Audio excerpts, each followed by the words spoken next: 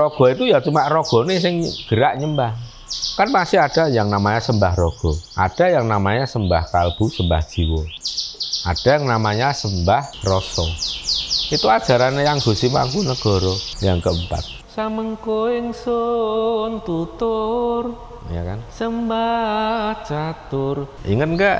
Nebak nanti kita udah buat kok videonya, nanti kita tayangkan. Itu Pupuh Gambo. Nanti ada catur sembah di situ. Itu sekarang yang namanya takwa kepada Tuhan itu adalah dipahami secara lebih luas, kita selaras harmonis dengan tata hukum keseimbangan alam. Kalau kita berbuat baik pada orang lain dengan tulus ikhlas, itu akan kembali pada diri kita itu berlipat ganda, asalkan tulus ikhlas. Ini namanya rumus dan hukum alam, ya nggak? Kalau kita bisa menjalani seperti itu, mengaplikasikan ilmu itu ke dalam diri kita, untuk pedoman perilaku, tingkah laku, melakoni urip setiap hari, itu yang disebut orang takwa. Nah, selama ini orang ngukur, oh itu takwa, itu enggak. Cuma yang dilihat apa? Ritual agamanya. Itu orang itu sering nyumet dupo enggak? Orang itu sering sembahyang enggak? Orang itu tok. Padahal itu baru yang namanya sembah rogo. Kalau doa bisa membuat juara Piala Dunia, ya orang yang ngongkang-ngongkang, yang santai-santai, juara Piala Dunia ya nggak bisa, nggak ada usaha. Jadi yang namanya takwa kepada Tuhan itu artinya orang yang selaras harmonis dengan tata hukum keseimbangan alam, orang yang selaras harmonis dengan rumus-rumus alam.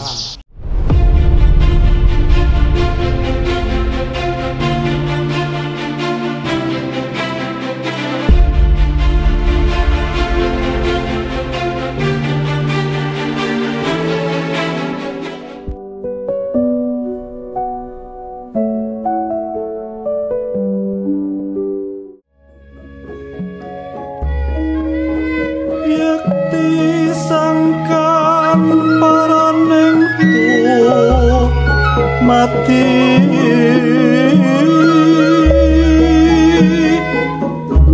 Surya Candra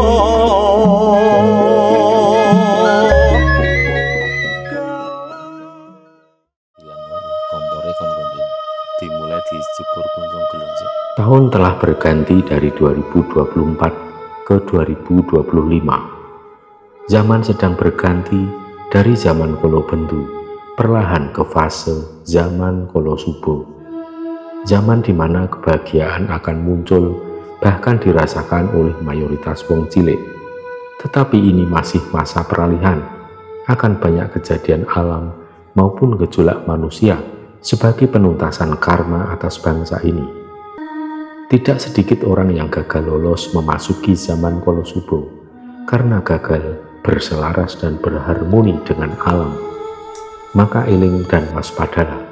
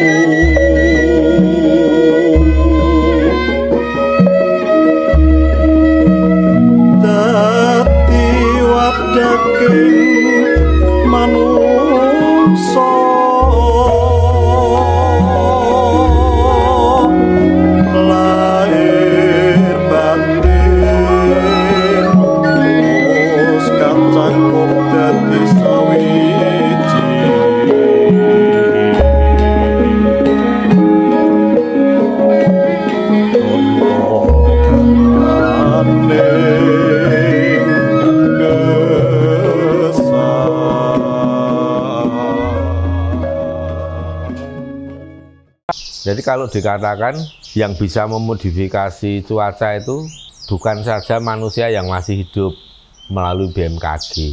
Leluhur sebenarnya lebih canggih memodifikasi cuaca.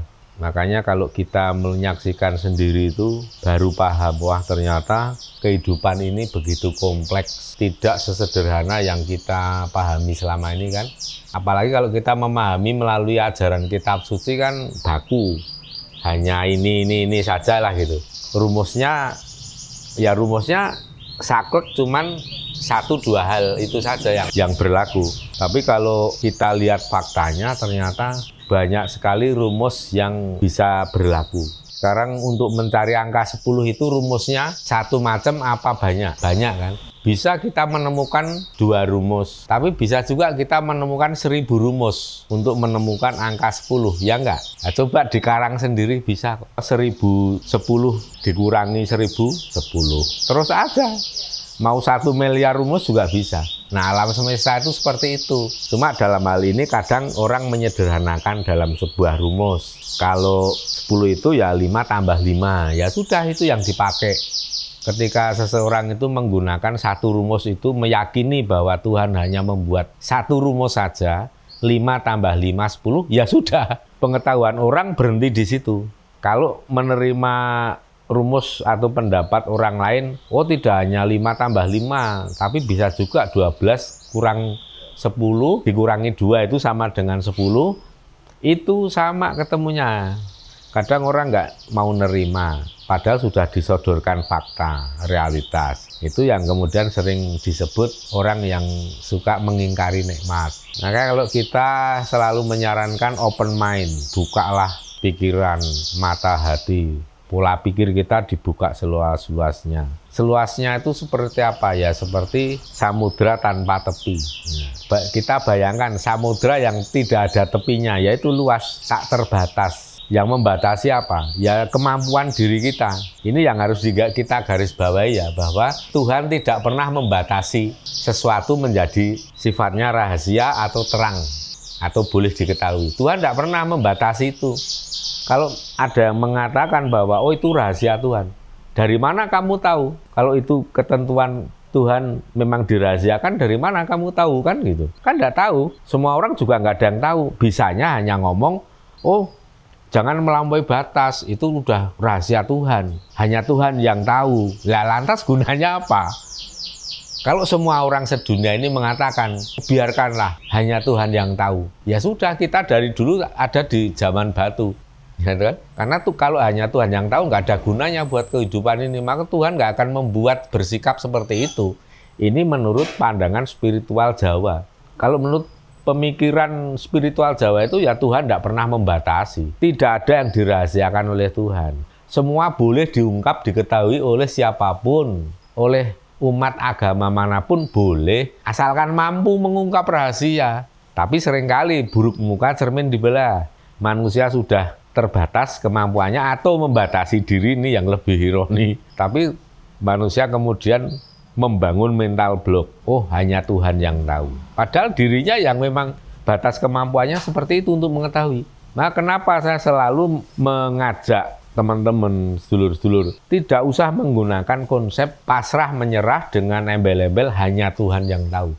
Itu sebenarnya secara tidak sadar kita sedang membangun mental block untuk tidak menjadi orang yang cerdas secara spiritual.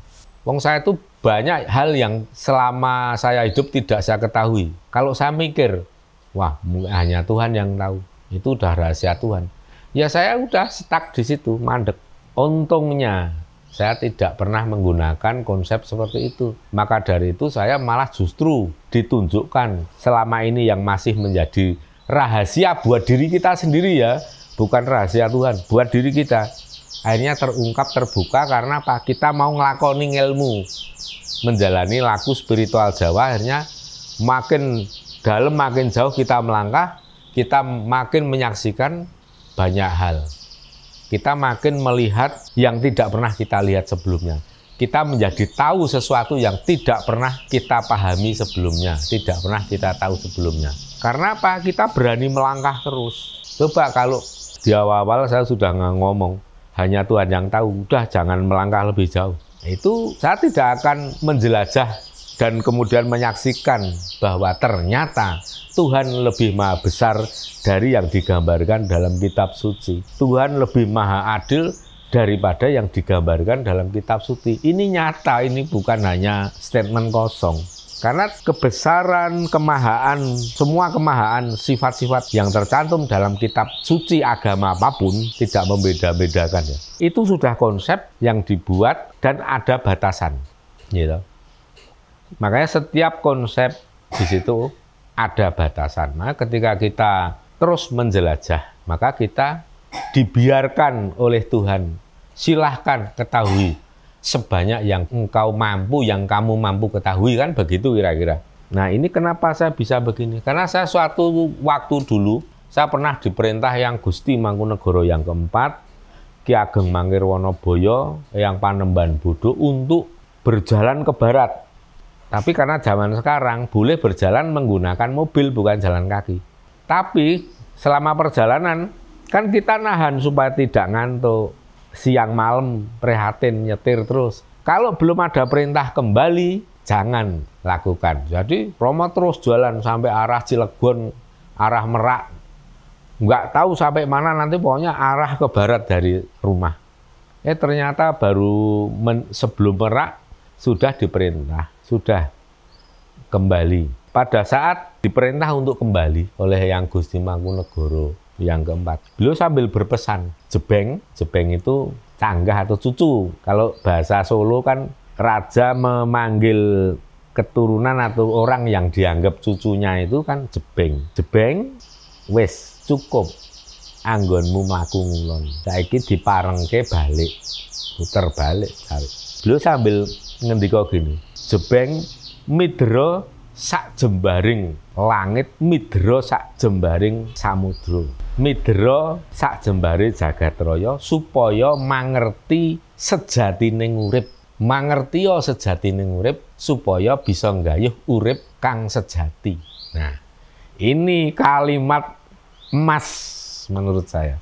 Midra sak jembaring langit, midra sak jembaring jagat raya iki artinya apa? Kita berkelana, kita menjelajah dunia, menjelajah semesta ini tanpa batas supaya kita bisa memahami sesungguhnya hidup itu apa. Kalau kita sudah bisa memahami sesungguhnya hidup itu apa, maka itulah cara, itulah jalan menemukan urip sing sejati, yang sesungguh-sungguhnya hidup. Ini maknanya dalam banget. Pernah nggak dengar ayat seperti ini? Kan enggak ada. Di buku pun mungkin jarang. Tapi ini ilmu leluhur yang diwariskan. Maka saya senang sekali untuk menularkan ilmu seperti ini ke sedulur semua. Karena apa ya? Kalau saya praktekkan memang yang namanya ilmu leluhur itu semuanya nyata. Nggak ada yang cuma teori. Kalaupun ada yang kita belum bisa menyaksikan manfaat hasilnya, bukan salah ilmunya. Tapi mungkin kita sendiri yang belum berhasil untuk mengaplikasikan, mengimplementasikan ilmu dari leluhur. Ya sekarang kalau kita memahami sejatine urip ini apa sih? Coba misalnya panjenengan memahami sejatine urip ini apa, bisa nggak? Terlalu luas, terlalu rumit, terlalu bias untuk dijelaskan. Sebenarnya kita bisa mengambil kalimat inti yang mudah untuk dipelajari dan dipahami. Ya, sejatine urip ini ya kita hidup di dunia ini untuk menjalankan peran dan tugasnya masing-masing dengan sepenuh hati, jiwa, dan raga. Gitu kan? Nah, tugas, tanggung jawab, peran itu apa? Ada lagi yang namanya pituduh atau petunjuk, yaitu menjadi manusia yang berguna untuk seluruh makhluk.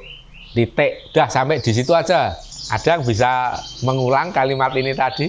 Ya, ini makanya setiap kali kita ngobrol gini, kenapa Romo video itu supaya panjenengan jika ingin mengulang, dulu kata-kata Romo itu apa sih kalimatnya? Tinggal muter aja videonya, kan begitu. Bukan kok apa-apa sedikit-sedikit jadi konten. Ya enggak lah. Sejatinya hidup itu bertakwa. Bertakwa kepada? Nah, itu agama ada jawaban seperti itu. Tapi kan kita ini kemudian menjabarkan arti takwa kepada Tuhan itu kan terlalu sempit. Takwa kepada Tuhan itu berarti hanya menjalankan ritual agama. Ini loh yang keliru. Ya kalau secara ilmu Jawa, ritual agama itu kreasi manusia, bukan kreasi Tuhan. Masa kita hanya mengucapkan kata-kata diulang-ulang ada pahalanya? Ya kalau di Jawa, spiritual Jawa nggak ada pahalanya. Pahala itu hanya muncul ketika kita real melakukan sesuatu yang bermanfaat untuk seluruh makhluk hidup. Bukan teori ming omong doang, no action talk only kan? NATO itu namanya. Wis meh bubar NATO. Nah, itulah yang kemudian membuat kita terjebak. Karena definisi yang salah, diagnosa yang salah. Ngambil tindakan medisnya salah, pengobatannya salah, akhirnya salah kaprah. Ya? Pahala itu datang. Pahala itu mau sekarang kontan, ada yang namanya pembayaran kontan. Mujizat itu ya pahala juga ya bagi kita gitu. Ya, ada yang namanya bayaran kontan itu ada. Ada yang ditunda seminggu, ada yang ditunda sebulan, ada yang setahun, ada yang 10 tahun, ada yang sampai kita lupa baru mendapatkan. Kenapa bisa begitu? Ya nggak tahu, itu kebijaksanaan alam semesta yang lebih tahu kan. Hukum alam kan lebih tahu.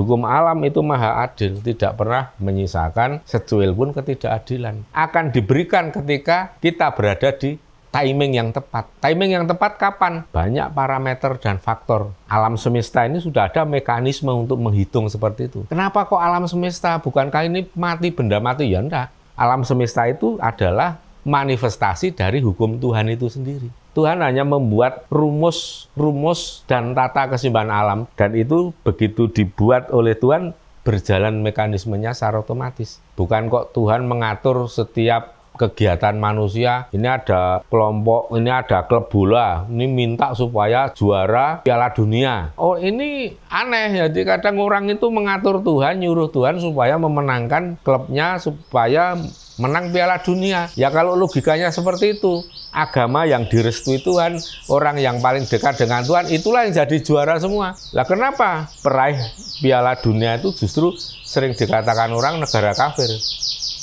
Ya Tuhan intinya tidak mengurusi bola. Doa boleh, tanpa latihan fisik, tanpa latihan teknis, mental, mustahil juara. Artinya apa? Semua tetap terangkum dalam rumus alam semesta. Siapa yang sungguh-sungguh berlatih, siapa yang menggembleng mental, siapa yang fisiknya dilatih betul, teknisnya, keterampilan mengolah bola benar-benar dilatih, jam terbangnya tinggi, itulah kandidat juara. Hukum alam, rumus, gitu. Itu ilmu yang nyata konkret. Kalau doa bisa membuat juara Piala Dunia, ya orang yang ngongkang-ngongkang, yang santai-santai, juara Piala Dunia ya. Nggak bisa. Nggak ada usaha. Jadi yang namanya takwa kepada Tuhan itu artinya orang yang selaras harmonis dengan tata hukum keseimbangan alam. Orang yang selaras harmonis dengan rumus-rumus alam. Misalnya nih, sungai mata air itu di pegunungan kecil, sempit, dalam. Makin ke bawah ke dataran rendah, makin lebar, makin dangkal. Itu sudah rumus. Manusia yang takwa kepada Tuhan tidak akan merombak, tidak akan merubah, apalagi menyertifikat. Sungai di daratan rendah ditimbun, jadikan pondok pesantren supaya nggak ada orang berani gusur. Kenapa ponpes? Apapun yang berbau agama, orang takut mengkritik. Itu yang dimanfaatkan para pecundang, para perampok. Nah kita jangan takut sekarang melakukan kritikan, mengkritisi segala sesuatu ketimpangan, sekalipun itu atas nama agama. Karena agama sekarang sudah dimanfaatkan banyak orang untuk urusan politik, kepentingan pribadi, perampokan, penipuan, scammer, semua itu sudah. Kalau ada kedok, pasti laris. Mau jadi kepala preman, masuklah agama yang paling. Coba, efeknya beda. Nah, itu sekarang yang namanya takwa kepada Tuhan itu adalah dipahami secara lebih luas, kita selaras harmonis dengan tata hukum keseimbangan alam. Kalau kita berbuat baik pada orang lain dengan tulus ikhlas, itu akan kembali pada diri kita itu berlipat ganda, asalkan tulus ikhlas. Ini namanya rumus dan hukum alam, ya nggak? Kalau kita bisa menjalani seperti itu, mengaplikasikan ilmu itu ke dalam diri kita untuk pedoman perilaku, tingkah laku, melakoni urip setiap hari, itu yang disebut orang takwa. Nah, selama ini orang ngukur, oh itu takwa, itu enggak. Cuma yang dilihat apa? Ritual agamanya. Itu orang itu sering nyumet dupo enggak? orang itu sering sembahyang enggak, orang itu tok, padahal itu baru yang namanya sembah rogo. Sembah rogo itu ya cuma rogone sing gerak nyembah. Kan masih ada yang namanya sembah rogo, ada yang namanya sembah kalbu, sembah jiwa, ada yang namanya sembah rasa. Itu ajarannya yang Gusti Mangkunegara yang keempat. Samengko ingsun tutur, ya kan, sembah catur. Ingat nggak? Lupa, nanti kita udah buat kok videonya, nanti kita tayangkan. Itu Pupuh Gambo, nanti ada catur sembah di situ. Nah, kita dari situ bisa membedakan. Oh, kalau sembah rogo itu kan susucine, membersihkan diri kita dengan menggunakan air misalnya. Saka banyu, saka ware, nanti meningkat sembah kolbu, sembah jiwa, sembah rasa itu meningkat. Ngresiki nganggo apa beda bahane. Nanti kita ulas sendiri yang kayak gini karena rumit. Tadi yang disinggung Mas Ipong apa tadi? Pahala itu ya di dunia ini dan kita sudah dapat pahala. Jadi Nah, nggak nunggu besok. betul. Jadi pahala itu nggak usah nunggu besok. Kalau sudah kiamat, ya nek ono. Ya kan kita semua itu baru berdasarkan keyakinan, bukan ilmu pengetahuan. Teori-teori apokalipse, doomsday, semua itu masih diinspirasi oleh kitab suci, bukan ilmu pengetahuan yang sifatnya ilmiah. Ya kalau orang Jawa, kalau saya pribadi, saya tidak mengajak orang berpikir seperti saya ya teman. Kalau konsep dari spiritual Jawa itu, dunia ini, alam semesta ini prosesnya memakan waktu miliaran tahun untuk jadi. Masa iya mau dihancurkan dalam waktu sehari atau kurang, hanya waktu beberapa detik? Ya kayaknya enggak lah seperti itu. Dan kalau saya sendiri memang leluhur pun enggak pernah membahas soal kiamat. Yang kapan kira-kira kiamat ambuh? Mbuh ana mbuh ora ra urusan. Ya pernah, kan penasaran. Yang pernah melihat Tuhan belum selama sudah jadi lur. Tak goleki ya ora ana. Aku wis tekane kamuliaan sejati ya ora ana sik ketemu wujude kaya ngopo. Nang surga neraka nunggu. Apa meneh? Wong kuwi wae ajaran itu kan katanya dibuat setelah nanti kiamat. Nah, sekarang belum kiamat orang sudah pinter menggambarkan surga neraka. Termasuk siksaannya, termasuk hal yang menakutkan. Kemudian untuk surga digambarkan penuh dengan, ya kalau kita melihat masing-masing agama punya konsep yang unik. Bahkan ada yang di situ kalau kita melihat konsepnya itu ya nun sewu maaf ya, itu seperti halnya surga itu seperti tumpahan dari libido hawa nafsu kaum laki-laki. Nah itulah, makanya udahlah kita lupakan aja lah, kita pakai yang ini apa yang vibrasinya positif-positif aja lah. Jadi yang namanya karma atau yang namanya dosa, karma baik itu pahala, karma buruk itu dosa, gitu aja lah. Terjadi setiap saat, Mas. Saat kita masih hidup, nggak usah nunggu mati. Kok nek nunggu mati nanti kan wah Tuhan wanine kok karo wong sing wis mati, dek isih urip ora disiksa, nek nunggu nek mati baru disiksa lagi, piye to wanine nek mati. Ya nggak seperti itu, karena konsepnya itu sebenarnya saat ini pun surga neraka itu sebenarnya sudah ada. Kalau konsep yang seperti dalam agama, beberapa agama itu ya nunggu nanti kalau udah kiamat. Selama kita mati pun saat itu menunggu kiamat datang, katanya orang ditidurkan. Katanya dulu sebelum banyak pertanyaan, karena kan sebelum banyak pertanyaan, apa aktivitas orang-orang mati yang menunggu kiamat itu, apa aktivitasnya? Apa udut-udut, ngopi, kongko-kongko, bete, terus keluyuran ya? Terus akhirnya dibuat jawaban yang serempak melalui suatu rapat besar para petinggi agama. Oh, dibuatlah konsep ditidurkan. Ya.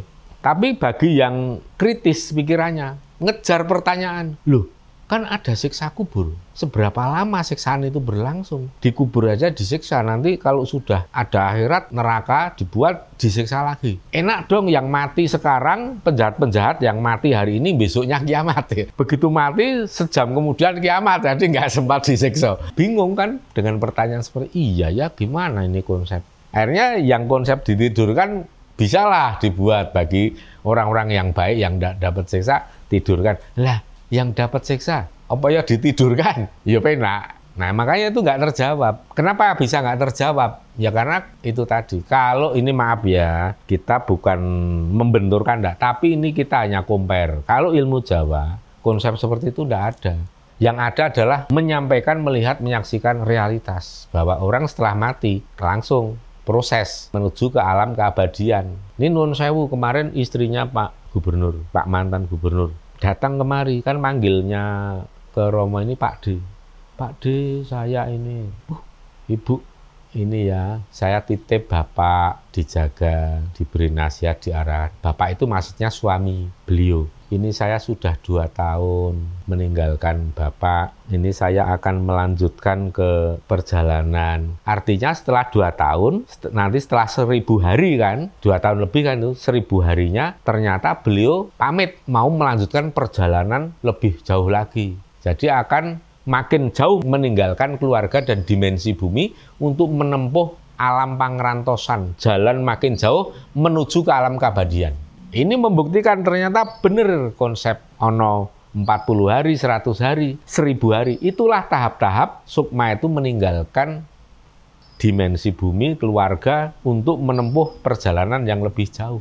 Itu seperti itu. Dan maaf ya Pak D, kalau selama ini saya banyak kesalahan dan saya telah salah paham juga dengan Bude. Ya mungkin salah paham itu mungkin karena dikira kita ini yang kita lakukan itu demi duit, padahal enggak. Kita memang demi menjalankan perintah leluhur untuk membantu seseorang. Tapi kalau disalahartikan ya rugi dewe. Nah, itu yang terjadi. Setelah itu pamit, saya mohon didoakan Pak D. Oh iya Bu, saya doakan. Artinya saya doakan itu kan dengan energi ketulusan, keikhlasan saya. Jika beliau ada salah apapun dengan saya udah legolilo nerima, itu akan menjadi apa ya namanya, penghambat itu berkurang.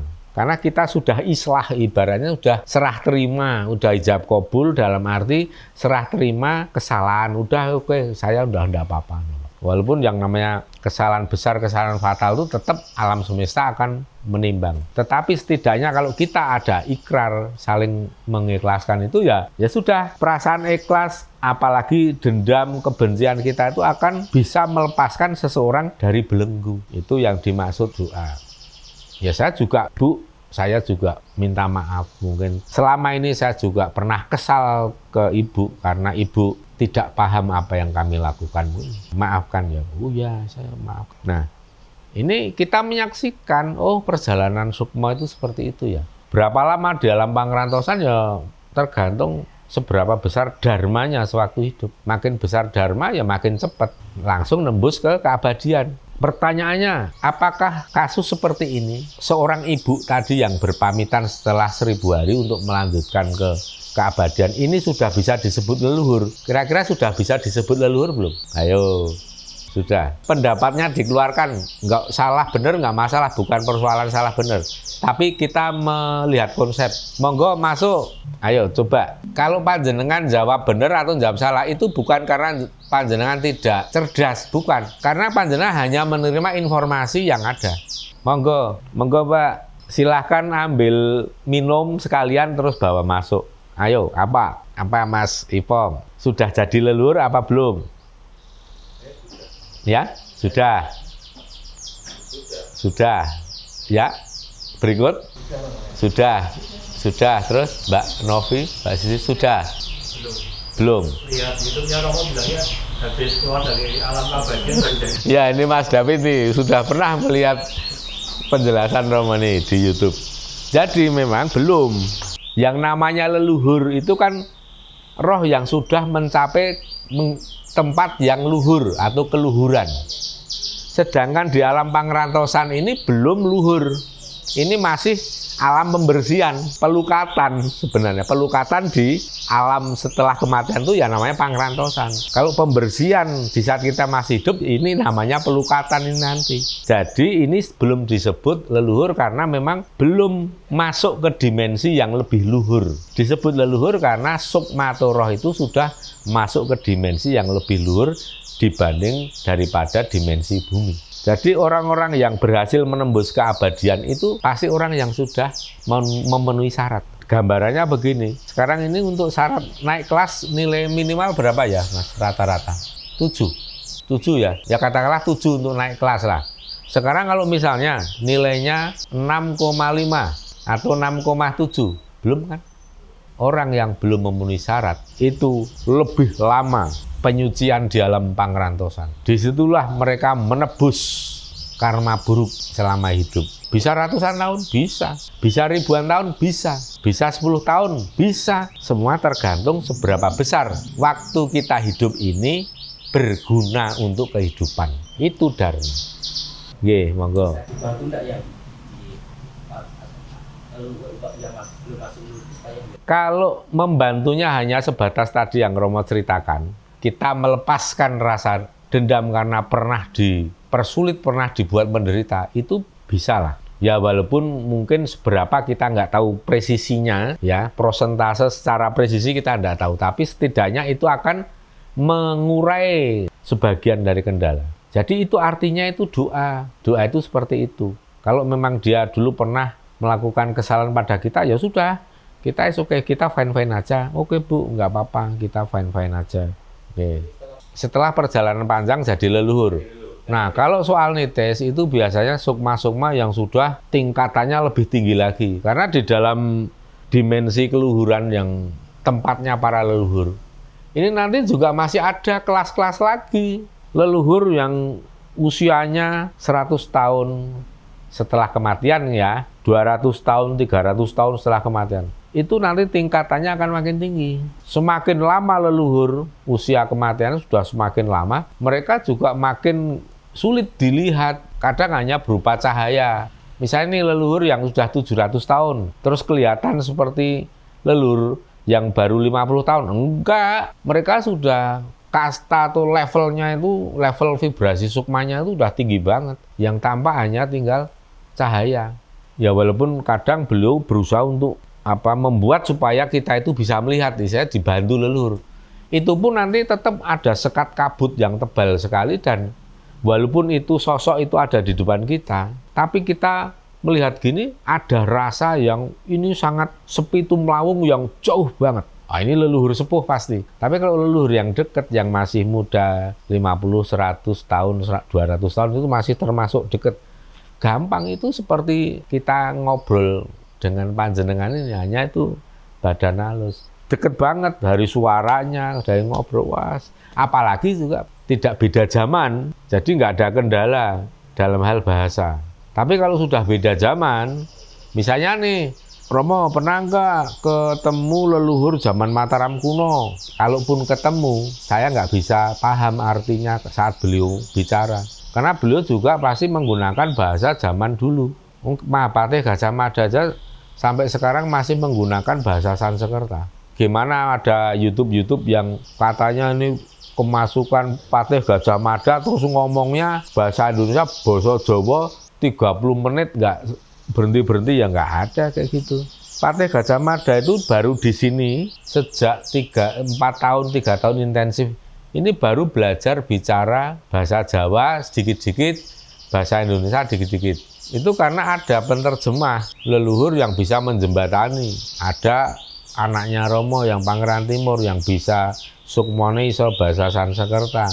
Sering mentranslate. Nah, kalau dulu waktu awal-awal dulu ya bisanya cuma Patih Gajah Mada. Terus bicara bahasa Sanskerta diiringi dengan bahasa isyarat, bahasa tubuh. Sana mau gini, mau tidur di sini tuh mau gini. Oh, yang Patih Gajah Mada mau tidur di sini, tidur. Nah, bisa satu kata. Dulu itu minta dibikinkan sayur bayam aja, sayur bening bayam aja susah banget. Waduh, kita nggak paham ini. Akhirnya apa? Tolong Pangeran karena bicara apa yang dikehendaki dikersake yang Patih Gajah Mada.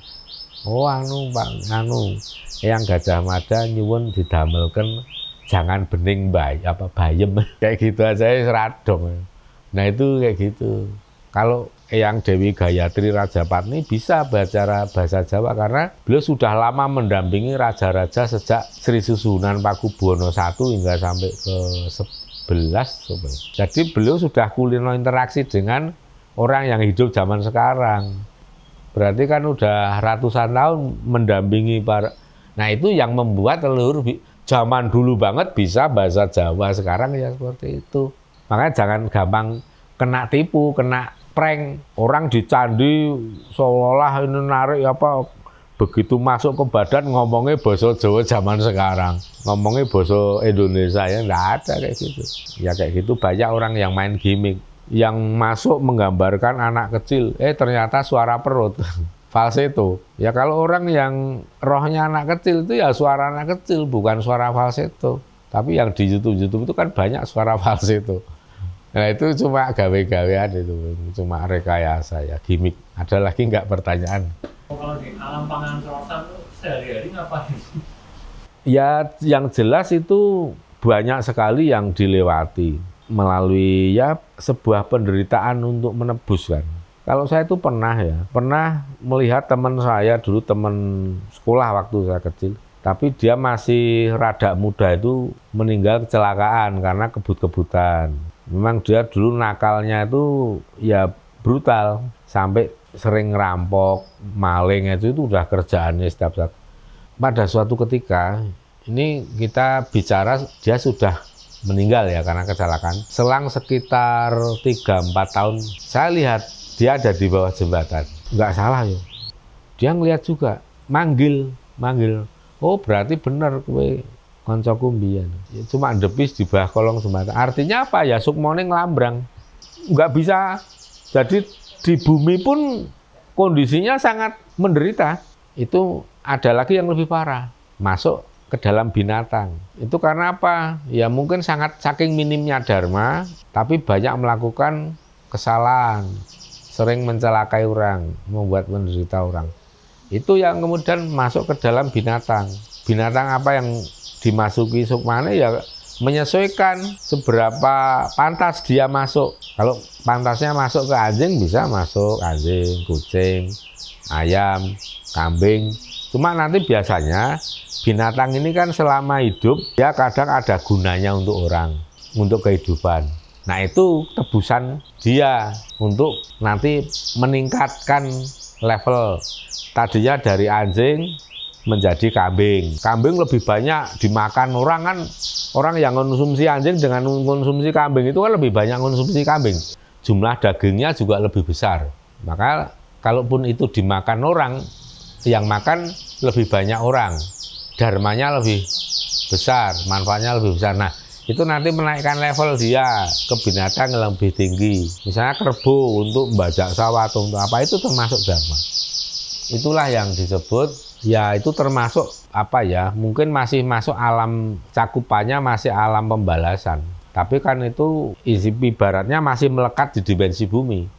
Belum bisa meninggalkan dimensi bumi, boro-boro meninggalkan. Boro-boro masuk ke pangrantosan menuju keabadian, boro-boro nembus keabadian. Orang dengan bumi aja masih melekat, masih nempel.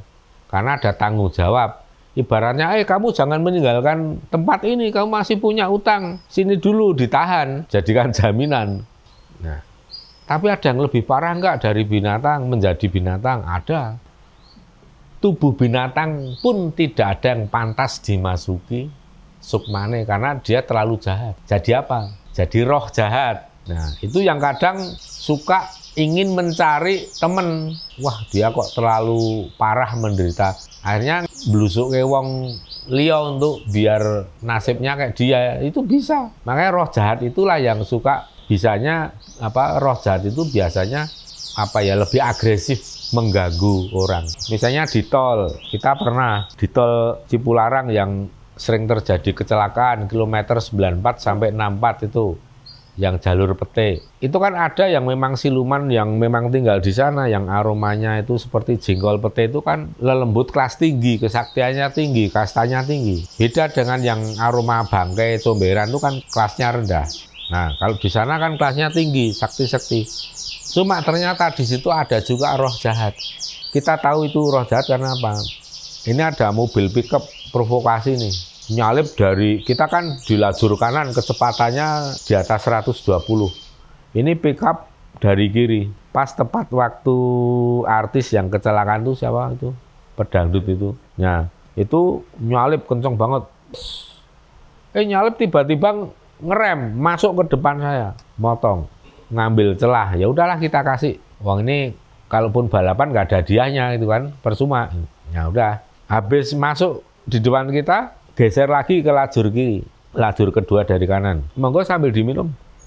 Kita lihat itu mereka siksak, dia itu siksak kanan kiri, itu banyak mepet mobil yang lain sampai mobil itu ada yang ngerem, ada yang menghindar, itu pokoknya bikin kisruh. Nah ini saya mulai curiga, ini kayaknya nggak main-main nih. Saya lihat platnya nggak ada. Kemudian saya lihat kaca di belakang itu kan ada kan pickup itu kan. Ini mosok orang di tengah, saya kan penasaran, agak jauh saya kejar. Saya pengen lihat sebelah kanannya ada orangnya nggak. Mosok yang kelihatan cuma di tengah tapi kayak diem gini nggak ada gerakan. Saya lihat, bener kanan kiri nggak ada. Ya mana ada setir mobil pickup di tengah emangnya bemo. Nah udah ini nggak bisa menipu kamu kan. Itu yang kadang sering kayak gitu tuh yang bikin celaka orang, tahu ada kecelakaan. Ada kadang orang kaget menghindari sesuatu ternyata nggak ada. Mungkin saya kadang pernah melihat ada rombongan orang. Masa orang nyebrang itu bapak-bapak seolah-olah bawa cucunya dua kecil-kecil nyebrang tol kan nggak mungkin. Jam 1 siang pas panas ya di tempat yang sama jalur itu. Kita ulah lihat dari wah ini bukan orang. Saya bukan orang kamu tahu. Udah nyebrang. Kakinya yo nempel ke tanah, jangan salah ya. Yang namanya penampakan itu tidak selalu ngambang. Tidak hanya malam, ya kalau sudah terbiasa ngeliat siang pun bisa. Sebenarnya siang malam tampak, cuman kan siang ini karena ada sinar matahari jadi lebih sulit. Yang sulit mata kita untuk melihat, bukan mereka muncul itu, mata kita yang lebih sulit. Nah itu. Terus seringkali ada yang seolah-olah orang gila nih, orang gila di pinggir kiri berjalan melawan arus tapi di pinggir kiri arah sini. Pas kita mau lewat dia malah ke tengah. Di depan ada tronton. Kalau kita menghindari tronton nyamber, saya akan lihat, wah matanya ini ada kayak menyala itu, redup menyala tapi merah. Sini kamu mah demit, tak sikat wae, tabrak wae. Ya lo nggak ada apa-apa. Terus pernah itu di mana? Banjar. Kalau dari Bandung nanti sampai Ciung Wanara itu ada di situs Ciung Wanara, itu lurus ke arah Jawa Tengah, nanti kan ada jembatan turun. Lah pas mau jembatan itu, tiba-tiba muncul seperti kita mau masuk ke dalam lorong atau gua yang besar. Ini kok belok ke sana itu kan.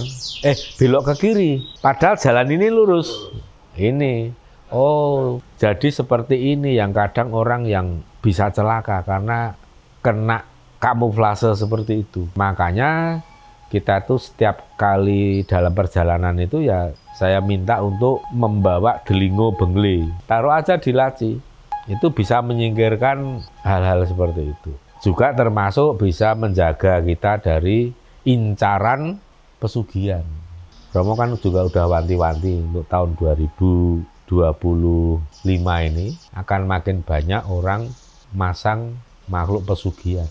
Karena apa? Kondisi relatif lebih sulit, tuntutan hidup lebih tinggi, makin tinggi, cari uang makin sulit, ditempuhlah cara instan melalui pesugihan. Padahal untuk menghadapi situasi kondisi seperti itu, yang paling tepat itu ya seperti ini.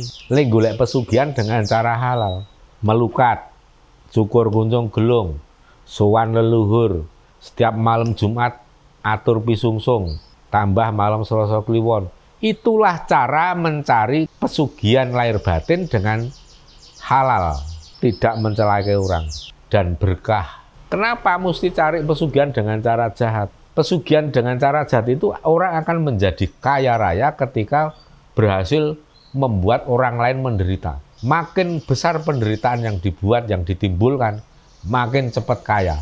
Makanya ada orang yang paling menyengsarakan orang itu apa? Sesuatu hal yang paling membuat orang menderita itu apa? Itu yang bikin cepat sugih.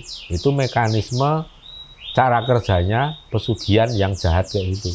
Makanya di jalan itu yang diincar itu orang-orang yang sedang sangat bahagia, orang yang mau bahagia. Contohnya orang mau nikah. Makanya kalau orang Jawa kan 40 hari dipingit, jangan kemana-mana. Itu menjadi target. Bener, orang mau menikah, pasangan mau nikah jalan, kecelakaan, meninggal semua. Wah itu yang punya pesugihan langsung kaya raya itu, karena dapat pasangan yang mau happy, mau bahagia. disengsarakan. Nah, ya, kecelakaan mengerikan di daerah Cipanas itu kan seringkali merenggut ya orang yang mau nikah, ya yang terakhir itu waktu yang mati belasan itu 3 tahun yang lalu apa ya, itu malah pasangan yang nggak lama lagi mau nikah, dua-duanya jadi korban, memang diinceng. Makanya cara menangkalnya sederhana, nggak usah pergi ke dukun, nggak usah aneh-aneh, nggak usah keluarkan duit, cukup panjenengan keluarkan duit 20.000 saja, beli di online shop, beli apa, delingo bengli, wis 2 potong, 1 potong delingo, 1 potong bengle, tancep jadi 1 pakai tusuk gigi atau pakai peniti, masukkan di bawah jok sepeda motor atau di laci mobil. Perlu diganti enggak? Ya diganti boleh, nanti 3 bulan kan biasanya baru benar-benar kering dan baunya udah mulai hambar, pudar, ganti. Jadi gantinya enggak tiap hari, enggak tiap bulan. Kalau kita lihat, oh ini bisa 2 bulan masih bagus, 3 bulan. Jadi dicium, wah udah nggak terlalu bau khasnya itu udah hilang, ya udah ganti. Atau ini baunya sudah mulai redup, sudah mulai pudar banyak nih, ganti aja yang baru. Toh cuma murah, apalagi kalau mau nanam sendiri. Kayak kita nanam juga di situ, itu ada pohon delingo, ada itu yang kayak apa, rumput gajah itu. Kalau bengle itu daunnya kayak daun lempuyang. Nanam aja sewaktu-waktu butuh motong. Itu cara menangkalnya. Rasah nang dukun, bayar larang, tuku apa rompi Gatut Kaca, tuku rajah apa, ndak usah, itu nggak ada. Apa tuku air yang sudah dirukyah wis ra ono gunane. Itu cuma komersil. Romo ini ya, sebisa mungkin masalah yang rumit dibuat sederhana supaya orang mudah mengatasi sendiri. Kalau ada solusi yang bisa dibuat ekonomis, buatlah, berikan solusi itu lebih ekonomis lagi atau bahkan tanpa biaya, lakukan sendiri. Romo nggak pelit ilmu, nggak mau manipulasi, nggak mau mendominasi, menguasai.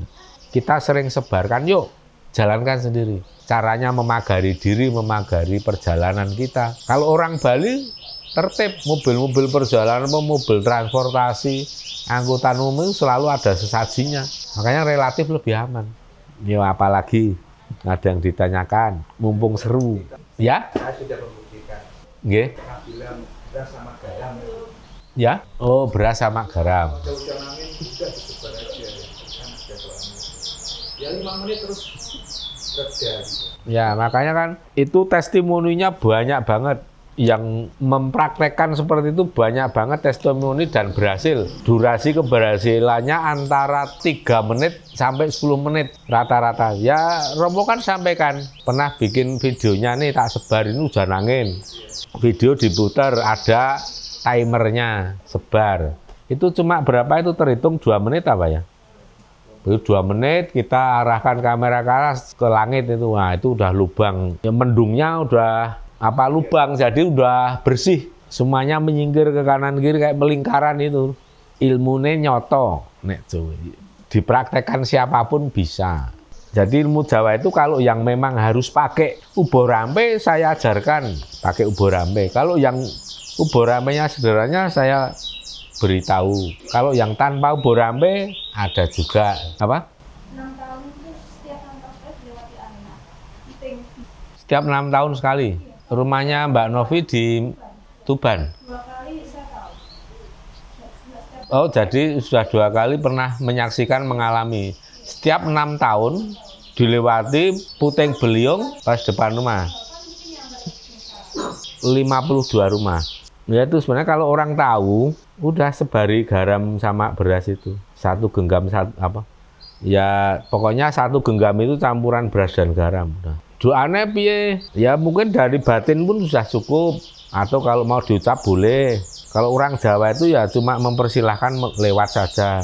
Monggo ngelangkung mawon, ampun mampir mriki mangke ndamel kerusakan. Monggo ngelangkung mawon lewat. Nek sing wong situasine sangat apa genting darurat, mau ngomong gitu kan kelamaan. Yo selamat lewat ojo mampir kene, sebar, karena intinya nyebar garam dan beras karena itu merupakan simbol dari dharma dan keselarasan kita dengan semesta. Kenapa kok garam? Ya garam zaman dulu itu kan barang yang sangat mahal, beras itu juga sangat mahal dan itu kan kebutuhan pokok semua. garam itu intinya bumbu. Orang nggak punya bumbu apa-apa, asal ada garam itu bisa bikin enak, ya nggak? Intinya bumbu itu garam. Intinya wong maem, ya nasi kan begitu bahasanya. Cuma intinya, yaitu itu sesuatu yang paling mahal, paling berharga, bernilai, kita sebarkan. Itu artinya itu kan kita selaras, harmonis, menghargai semesta. Kita menaburkan apa? Menaburkan welas asih. Nah, kita taburkan beras garam itu sebagai simbol dari menaburkan, menebarkan welas asih. Dan yang ditaburkan bukan barang sing ora pengaji, kayak misalnya meng pasir, tapi ini beras dan garam.